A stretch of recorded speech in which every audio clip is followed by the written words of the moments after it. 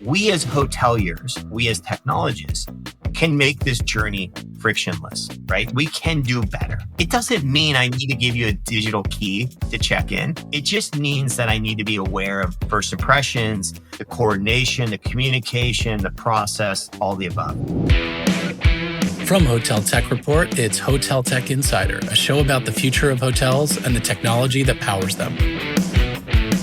Today on the show, we have Adam Harris, the co-founder and CEO of Cloudbeds, one of the fastest growing companies in hospitality that's raised over $250 million from leading investors like SoftBank and Viking. In this conversation, we cover some of the really cool innovations happening at Cloudbeds, like their recently launched Multimodal AI that's able to look across Cloudbeds' data architecture for all of its hotel clients and make actionable, automatic, and easy-to-use recommendations to grow NOI for hotel owners and operators. Adam, thanks so much for coming on the show today. How are you doing? Doing well. Good to see you. Let's start by talking a little bit about, take us back, is Cloudbeds 10 years old at this point? I think we turned 12 in October. Wow. Okay. So 12 years ago, you and Richard, I think from what I know, were in Brazil and had a spark of an idea for a business. Talk me through that. You know, it was a couple of catalysts, but yeah, your story's not too far off. Rich was traveling through Brazil. We were doing some work for some hotel brands at the same time with our technology consulting firm. And what we ultimately realized was these hoteliers were not seeing the whole picture. They had tools that might help them with one element of their day-to-day operations. They may rely on direct reservations or working with just one distribution partner. It was very old school. It was actually surprisingly challenging. And what happened was Rich was trying to book a hotel, a 40-room hotel, which is right smack in our sweet spot for Cloudbeds these days. But what was interesting about this boutique hotel, it was in Búzios, which is a small beach town north of Rio, a couple hours outside of it. And it's just littered with these 40-room hotels, 100-room hotels, that sort of boutique-ish vibe. Now, Rich sent an email to all of them. All the top rated one. Now, remember the day where you'd go on a road trip with your family and you'd go to AAA and you get the state AAA guide. And that was kind of your way of knowing what was in the market, what the hotels were, et cetera, et cetera. Well, that's kind of what was happening in Brazil. And so Rich sent 27 emails and no one called him back. No one emailed him back. And he was like, God damn it. How am I going to book a hotel? Well, anyway, long story short, someone finally, a Brazilian man, called his cell phone and said, hello, yes, I have rooms. You can book one. What I need you to do is go to Santander Bank, which is one of the national Brazilian banks, and deposit money into this checking and routing number. And then once you're done, email me. I'll go to my bank and confirm that I got your deposit. And then I'll confirm your hotel room. And Rich called me and said, dude, some guy that I've never met wants me to go to a local bank, deposit money just for a hotel room. This is crazy. And so we started with just e-commerce. Cloudbeds was about how do we make the e-commerce journey a little bit simpler? And then obviously it's expanded from there. But that was kind of the route. In parallel that Rich was in Brazil, I was doing some work with a group in Costa Rica and other parts of LATAM. And it just happened to be the same circumstances. They had an e-commerce presence, but their data was not intertwined. So they had a resort, they had 2 boutique hotels, they had a bunch of vacation rentals, and they also had some sort of hybrid concepts like glamping, but none of it was sold through one central booking engine. You had to go to each one of those individual concepts. And so for those who are joining or wanting to go visit this master build, didn't know how to understand it. Take Punta Mita, for example, right? You have the Four Seasons, you have the Conrad, you have the Westin, you have the St. Regis. It's not like I go and book Punta Mita and I see all those options. I have to individually go to try to do one of them. Well, we took a Punta Mita master development and we centralized it all into one place. It was a beautifully well done ecosystem. We were working with HomeAway software. We were working with Sabre software, Oracle PMS, and we basically created this master inventory layer and then connected out. We built a CRS for this brand. That's literally what we did without knowing what we would call it at the time because we were outside of industry. But anyway, I love this space. I've been to 57 different countries in my lifetime and adding a few more next year. And it's just in my DNA. Like, I love to travel. I love to experience, but guys, like, it's broken. Like, the experience is broken in many shapes and form. And I think at the end of the day, it's because of the ecosystem. And so, how did you guys get from that kind of Brazilian e-commerce experience to full blown PMS that Cloudbeds is today? Like, what did that evolution look like?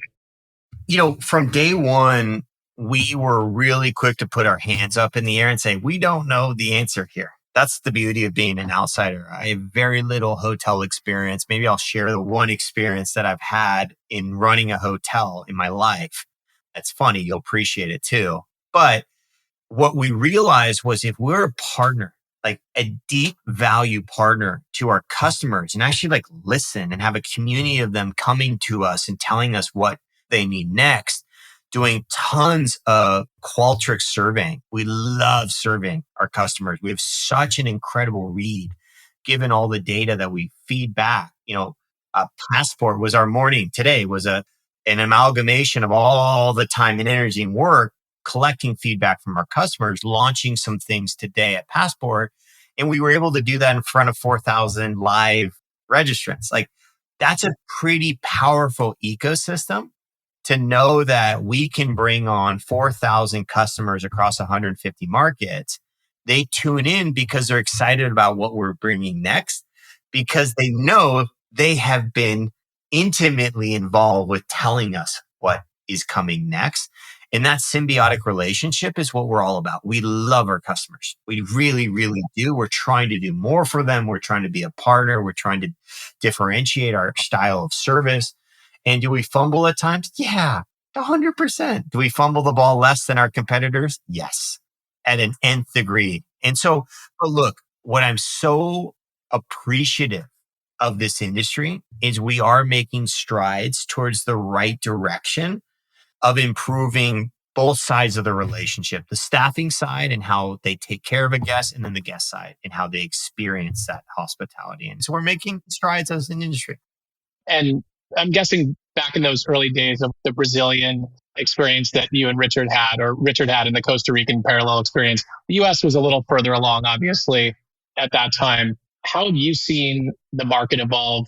Number one, in markets, I mean, it's pretty clear that you guys have been a really integral role in markets like that. I've had friends go backpacking in Vietnam and send me Cloudbeds booking engines. And you guys have taken these markets that traditionally have been behind on technology and that they're maybe a third world country or they're not a hotel chain and they don't have access, and actually given them a competitive advantage over some of those tier one markets early on.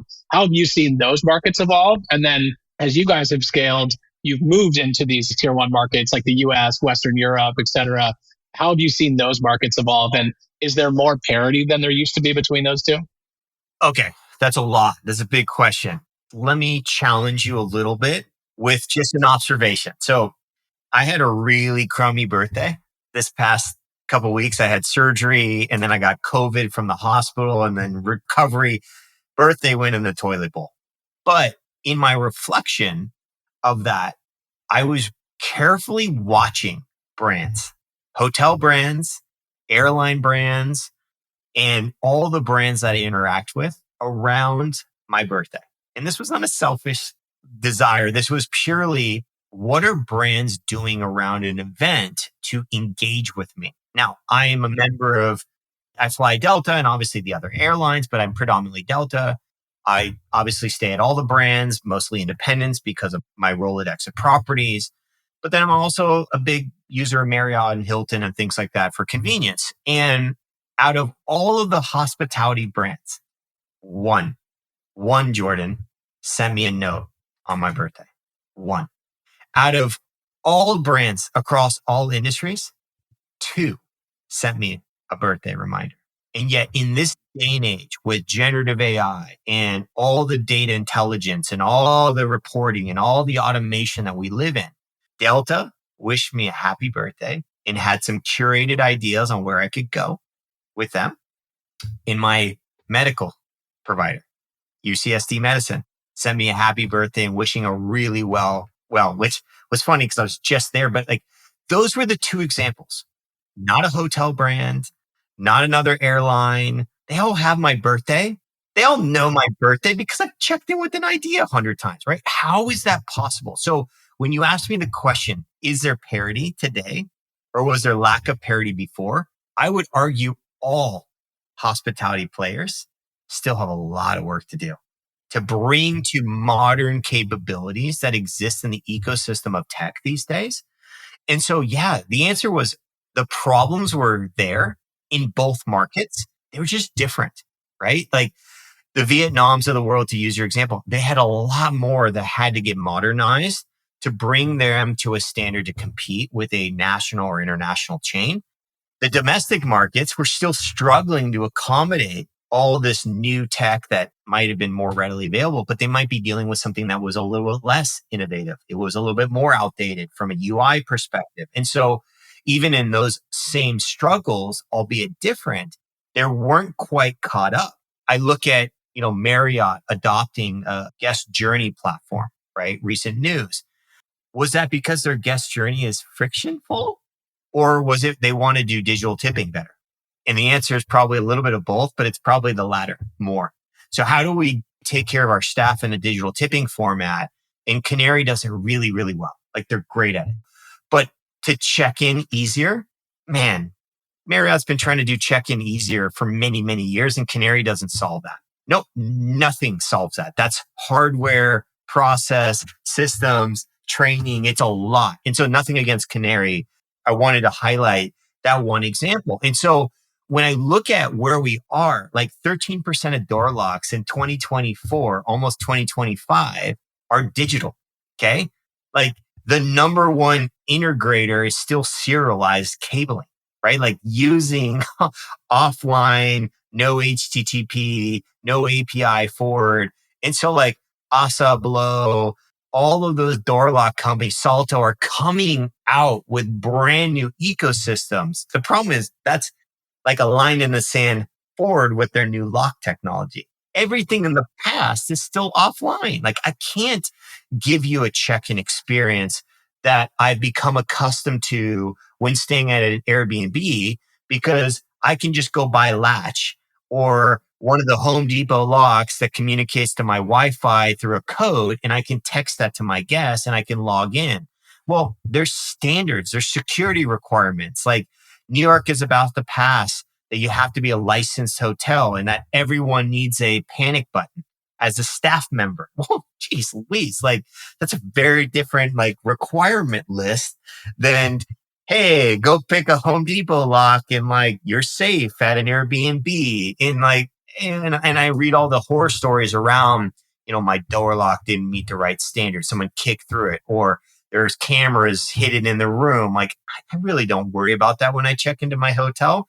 But I swear to God, I've stayed in hotels and I've stayed at Airbnbs where I actually pulled out the Wi-Fi sniffer and like I was kind of curious. I'm like, what's around here? What IoT devices am I not aware of that is taking place? And I was actually pleasantly surprised. Like in one case, I found a camera. Like it was weird. There was no need for the camera in the hallway.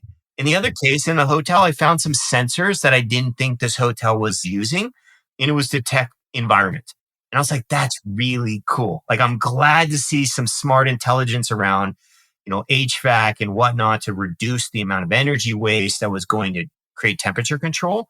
So those are two sides of the story. But man, Jordan, like we got a long way to go as an industry to make this easier for both sides of the equation. Are there hotel groups that you guys work with or specific hotels that you think are doing it particularly well? Because I feel like there's always on the product adoption curve, there's those mavens who are out there. We've had the CTO of Outsite, who's a customer of yours, I'm pretty sure, on this show. What are the hotel groups that you think are within your customer base that are doing a really good job? And what are they doing that's different than the Cloudbeds customer who's kind of lagging behind and you're trying to help them get there, but they're not quite there yet? Oh man, there's probably too many to mention, to be honest with you, but to single out a single one, I think the ones that are implementing Cloudbeds in a way with our partner ecosystem that is mindful of 5 pillars that we think are the most important pillars to any hotel operation. So if you will give me a moment. I'll share with those, but you can stop me and say, this is boring. Let's move on. Also, I will respect that.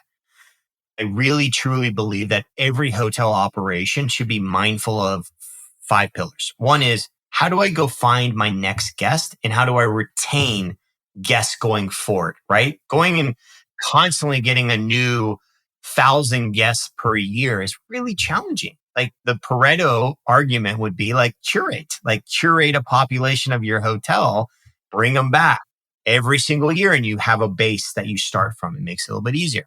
So how do you go find your next guest? 2, we got to remove the friction from the guest journey. I have taken way too many trips. I have way too many miles on my back. You as well, because I know you're well traveled. I have had very few enjoyable travel journeys, very few. And it's not whether you flew first class or not. It's just every step of the way. Is there something that goes amok or adds friction that puts you in your worst moment, right? You're tired. You just flew 15 hours to get to ITB and there isn't an early check-in available, even though you booked for your entire company 40 rooms. Like, really? Like, come on, hotel. Like, we know what's going on in the market. Lufthansa doing strikes around ITB. You were impacted by this recently. I might have taken some enjoyment listening to your travel journeys back. But my comment around that is like, we as hoteliers, we as technologists can make this journey frictionless, right? We can do better. It doesn't mean I need to give you a digital key to check in. It just means that I need to be aware of first impressions, the coordination, the communication, the process, all the above. I just checked into a hotel in Marin, got my key. I had to walk like a half a mile because it was like sort of broken out into a forest that was surrounding the area. I got to my hotel room, key didn't work. So guess what? I had to like go all the way back to the hotel room and go get the key. And I was like, oh my goodness, I just wasted 10 minutes. Now, granted, I love the steps. I needed it personally. So I was okay with it. But like, why did that take place? Like, what failed there? The third is, man, I truly believe that the unsung heroes of this industry are people who work at a hotel. It's a 24/7, 365-day grind. You get people in their best moments and you get people in their worst. And I can only think of one other industry, and that's healthcare, where your patron is there in the morning. So you could royally piss them off the night before. They're going to sleep at your property and they'll be there in front of the front desk in the morning. And you better have an answer for them. So that is incredibly stressful. And so removing some of the operational friction on behalf of the staff just means the staff can come back and do their moments back towards the guest. And there's a really important relationship there. The fourth is, geez, Jordan, you and I have had 1,000 conversations about this, but data is everywhere. If the average number of systems that are powering a hotel is truly 19 right now in 2024, okay, well, that's 19 places with data. How do I bring that together and create an actionable analytics platform that can help me make determinations? Now, this is the number one pain point for any business in the world. Your business, my business, getting to decisions quicker, having the right information around us. Is that 19 number the average number of connected integrations amongst Cloudbeds clients right now? No, Cloudbeds is much lower because we do a little bit more capability as a platform, but the average system is 19 right now. That was a bunch of research. Multiple schools have published that. That is way too much. It was 14 when I started this industry. So we've grown. Now, COVID was an accelerator there. So I don't want to necessarily say going from 14 to 19 is a bad thing. We've just seen so much suite accrete. So like you have check-in apps that now do like communication and do a little bit more. And like you've seen a little bit of these suites growing. So that's part of the behavior. Irrespective, too much data siloed in too many different places. And so the fifth is intelligence. And it's intelligence from all of the signals that are coming from each of those 4 pillars into what I believe is where AI and harnessing the correct forms of AI just creates superhumans. Superhuman front desk, better guests, better guest experiences, better ways of reaching guests more efficiently, making more money, off your guests, creating better journeys for your guests that translates to things that they want to consume, right? So however you do that, intelligence can come in many forms. It could just come in the form of how we're doing it, which is trying to layer in different touch points within the application with an AI engine. It could be helping write reviews.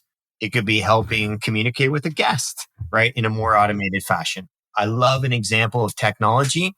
Voice, for example, hotels have phone numbers, right? Someone has to answer them. A lot of times they get sent to call centers. Well, 85, 86% of the time, it is unrelated to revenue. So those calls have zero impact on revenue. They're informational. What times check in? What time check out? Do you allow dogs? What size dogs? All of that could be done. And then if there was a need for a human, you click it over to a human. So I think there's a lot of sort of motion towards where we can go with that intelligence layer, that fifth pillar. But for right now, we got to bring those four other ones together. That is a really big motion that's trying to happen in the industry. And I think there's a few brands that have like, yeah, that's really important. I think we're ahead. I really do believe we're ahead because we've tried to be more vertical than others and we've focused on partnerships second. The reality is we've never focused on partnerships second. That's just what the market thinks. We have 400 plus partners. We believe in partners. We're growing that ecosystem as much as possible.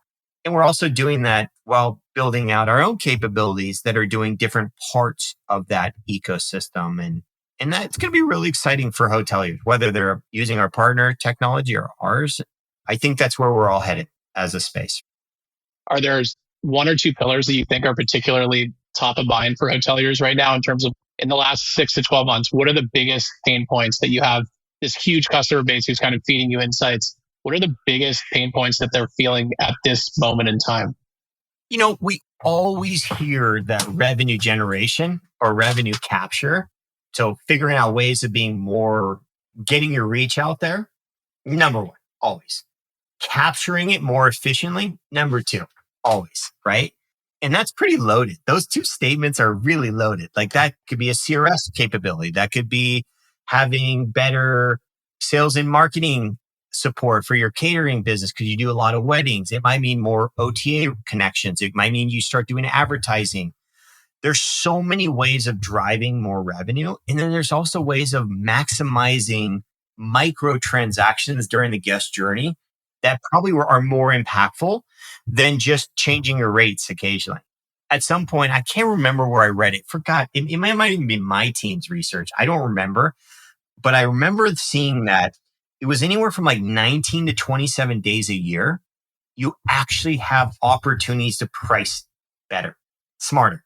It's not every day of the week. It's a few moments where you're actually saying like, oh man, I should have been like $100 more that night. Like really impactful nights. The rest of them are like up and down, up and down. And a lot of times it's down. Your pricing is sliding down. And then you're figuring out ways of optimizing. Jordan, you're traveling with your family, your beautiful wife, your kid, and soon to be another. Maybe you want an early check-in. Well, if I have the availability and I have the room, I'm pretty confident that if I sent you an upsell through Whistle that said, hey, Jordan, you're traveling with kids. Do you want an early check-in for $25? You might be like, done. Like literally, I'm clicking it 10 times because yes, I've got car seats and bags and a nap and all that wonderful stuff. And so those types of moments, I think need to be way more integrated, like way, way more integrated. And so when I think about what we're trying to do with finding your next guest or retaining your next guest to looking at what goes down in the guest journey, it's how do we reach it? Do we want to reach it through that channel? Do we want to price XYZ? What is my total revenue capability with that one individual on a Thursday? And it might be different if they join me on a Wednesday. It might look different if they join me on a Friday. And trying to fully understand the cause and effect of having Adam or Jordan stay at their property is where we can then run models. I might not upgrade you into a room that doesn't accommodate two little kids, right? I might not have an upgrade for you. Well, our multimodal AI capabilities, we can actually scan room photos and say couch equals bed, sink too high for a little kid, sharp corners. Like we can do all those attributes just using AI.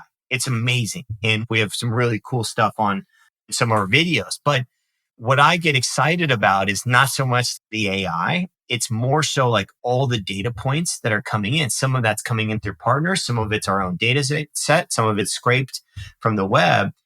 For the very first time that I know of, our hoteliers, once intelligence fully launches in their area, will have an engine that's looking at data points at the tune of like 5 billion every minute. So the AI is looking at all these third party and first party data sources and then making recommendations about how to most effectively drive total revenue at that hotel. Yeah. Or staffing recommendations or supply recommendations or you name it. So for starters, we're going to focus on what our big asks are. Help me optimize my go to market funnel. Help me optimize my guest journey. Then tell my staff how to be more efficient and then keep feeding the data back from all those silos into an actionable data footprint. And we already have it. It's being used by properties. The lift is insane, like insane lift. And we are just starting with the tip of the iceberg. So someone asked me what was the biggest moment in Cloudbeds history is when we bought our channel manager, when we were really, really early, because it gave us immediately this catalyst to drive more reservations on behalf of our hotels to like 80 markets. And it brought us to Europe really quickly. This acquisition and team, talent team recruiting and all the work we've done over the last year is another one of those moments. This is a awesome moment for us. We're really excited about it. I've got a team of 9. They're spectacular. And we're just giving them snacks and resources to just go build and think outside the box. I got sent a sample. They used voice and used our engine to basically send me a voicemail through Whistle that came from the front desk. And it's like, hey, Adam, I saw that you're in town for an extra day. By the way, we've got a walking tour. Would you like to join us? It's $15 per person. And all you have to do is just come meet us at the lobby at 3 p.m. Through the Whistle app, all digital, came from the front desk, really didn't come from the front desk. It was an AI engine who had an English accent, but it was smashing. I was like, wow, okay, this isn't rocket science. This is super straightforward. And the reality is we're just too busy as humans. Like someone would have had to pick up the phone, call me, let them know, well, I'm not in property. So I didn't get the voicemail. I probably don't look at the flashing indicator on the phone anyway.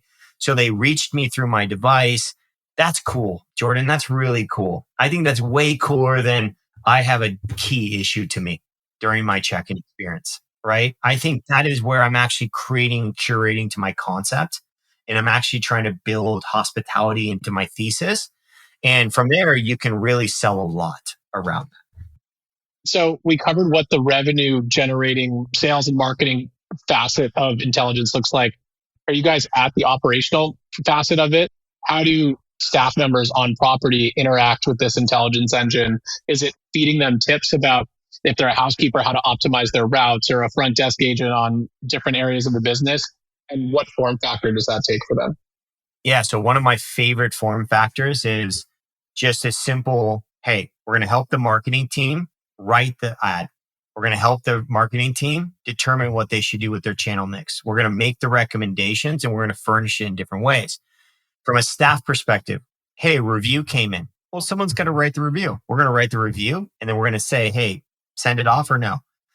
Reply, well, I want the team to reply, but we're going to furnish it. How do I think about pulling data down? So we now have a conversational AI, part of our data insights product. You can just literally type, hey, I want to look up what my occupancy is versus all of my foreign customers. And it will literally take that conversational sentence and write the syntax into a report builder and build out the report based on that syntax. So saving someone who's like, I'm not really good at joining data sets. But you can just ask the bot and the bot will come back with the answer. And so our goal is to save 5 minutes here, 5 minutes there. And then we have a brand new housekeeping module that's bringing all of that use data back into Cloudbeds Intelligence for another chapter of Cloudbeds Intelligence in the future. But like, look, you got to start somewhere, and we're keeping them super small. We want to keep them really tight, very straightforward, very easy to use, because I want them to build trust. I want people to actually trust the system, because it should be trusted, because it's not built on some whim. It's actually built on their data. And that's the exciting thing, is we're not, unlike ChatGPT that's taking data from everywhere. This is ring fenced to Cloudbeds. It's Cloudbeds data. All the data that we're extracting is coming into our data lakes. We're keeping it in the data lakes. We're not sharing it with third parties. And so we're building a very proprietary algorithm around that individual property. Obviously, we're sharing in our portfolio of all of our data set, but we're trying to make this a one-to-one relationship too, to bring some security.